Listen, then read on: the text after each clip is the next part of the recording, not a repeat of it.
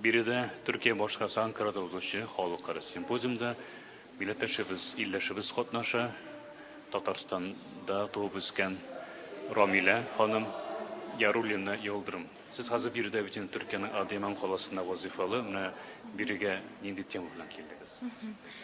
Мин үзем әдәбиятчы булганлыктан һәм Октябрь революциясының 100-нче елы Төрки дөнья дигән тема, ул бездә дә Татарстанда да, татар халкында үз иченә алган тема. Биредә мин татар әдәбиятында, татар җәмгыятендә әһәмиятле роль уйнаган язучы Галимҗан Ибраһимовның әсәрләре хакында сөйләү өчен килдем, таныту өчен килдем. Анда нинди мәгълүматлар бирәсез? Нәрсәгә нигезләнеп? Галимҗан Ибраһимов татарлар тарафыннан иң танылган шәхесләрдән берсе. Чыгышында башта Галимҗан Ибраһимовның Октябрь революциясенә кадәрге иҗатының төп үзенчәлеген аңлатканнан соң, андагы төп үзенчәлек тә аның романтизм эстетикасы кысаларында милли идеяны, милли проблемаларны ясаткан язучы акрынлап милли хәрәкәттә актив роль уйный башлый. Һәм Октябрь революциясеннән соң милли хәрәкәт таралтылганнан соң ул бу фикерләрне яңа идеология шартларында татар вә башкорт халыклары өчен уртак бер республика төзү идеясы белән рухланып, бу эш белән шөгыльләнә башлый. Һәм burada бу максатын тормышка ашыру өчен большевиклар тарафыннан беләбез, Галимҗан Ибраһимовның большевиклар совет структурасында әһәмиятле урыннарда эшләгән, актив эшләгән Галимҗан Ибраһимов, Колчак орду Галимҗан Ибраһимов Башкортстаннан Сибиргә кадәр юлны уза һәм анда яшәгән халыкларның большевикларга, совет органына һәм Колчакка булган мөнәсәбәтләрен өйрәнә. Монда күргәннәрен, белгәннәрен, мондагы фикерләрне үзенең әсәрләренә дә актара. Чыгышында аның яңа кешеләр исеменә драмасы, нәкъ менә үзенең күргәннәренә нигезләнеп язылган, тәэсирләнеп язылган диялем, һәм Кызыл чәчәкләр исеменә повестья. Бу ике әсәрдә бер яктан ил күләмендә барган сыйныфлар көрәше кебек күрелсә дә, Галимҗан Ибраһимов милли проблемаларны да, ягъни бу сыйныфлар савышының идеологияның төрле сыйныфлардан ешкан татар милләтенә алып килгән зыянын да күрсәтә. Кайбер проблемаларны уңай геройлар аша түгел, тискәре геройлары аша укучыга җиткерә. Аннан соң белгәнебезчә 20нче елларның уртасыннан, дөресрәге 1926 елдан соң авылларда бит инде коммуна колхозлашу хәрәкәте башлатыла һәм Галимҗан Ибраһимовның да иң күренекле әсәре һәм иң беренче булып дип әйтәлем, киң күләмле әсәрдә бу теманы яктырткан шәхес Тирән тамырлар романы. Бу Тирән тамырлар романын совет чорында без күбрәк дидем әйткәнебезчә аклар һәм кызыллар, яни кулаклар һәм ярлы халык арасындагы якларны мөрәҗәгать итә идек. Һәм 1990 елда менә бу идеология җиткәннән соң, үзенең көчен югатканнан, үзгәргәннән соң социаль заказ әсәр дип бик нык тәнкыйть ителгән әсәр иде. Фақат вакыт үткән саен без бу әсәрнең дә кыйммәтен күрә башладык.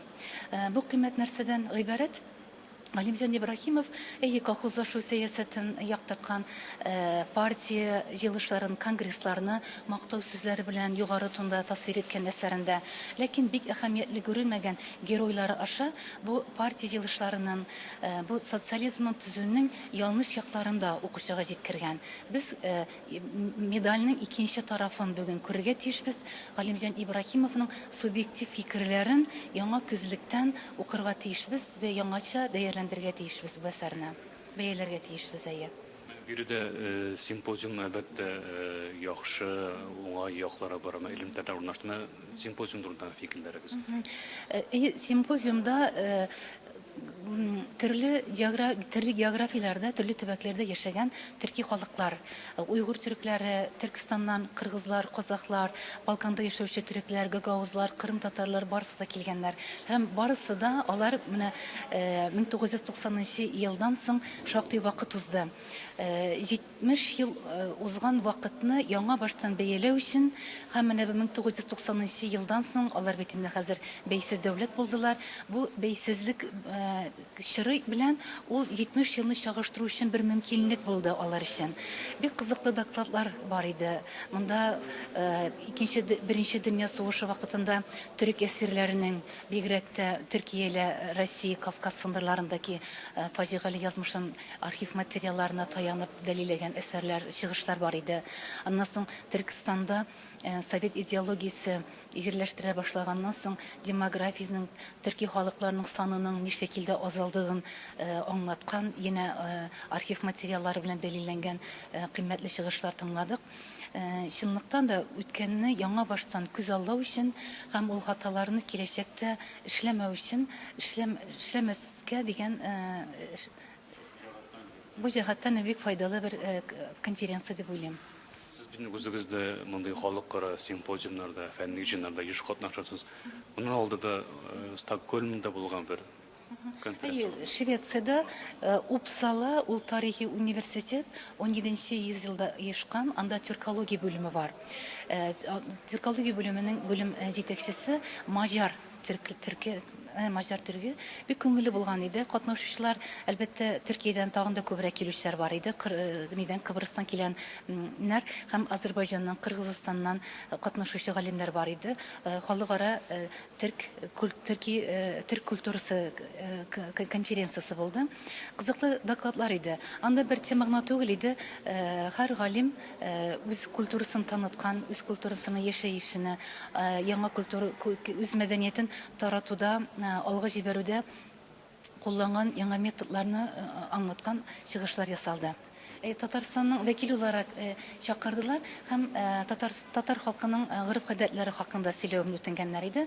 Шунлыктан мин Гомәр Бәшировның туган ягым яшелгечек. Без Татарстанда бу әсәрне һәр кеше, кичкенә баладан олы кешегә кадәр беләбез, ләкин аны Кыргызстаннан килгәннәр, Казакстанда киләр, мажарлар усын, Балкан төрекләренә таныш булмады өчен мин бу әсәрне танытасым килде. Ул әсәр белән чикләнеп калмадым. Үзем баштан, Кайбиштан мин авылдагы ниләребездән, күршеләрдән, авыл кешеләреннән, мәсәлән, анда киндер туку бар, сабан туйлары, аулак иләр, алар хакында да үзем ничек үткәрелгән хакында билге җыйдым.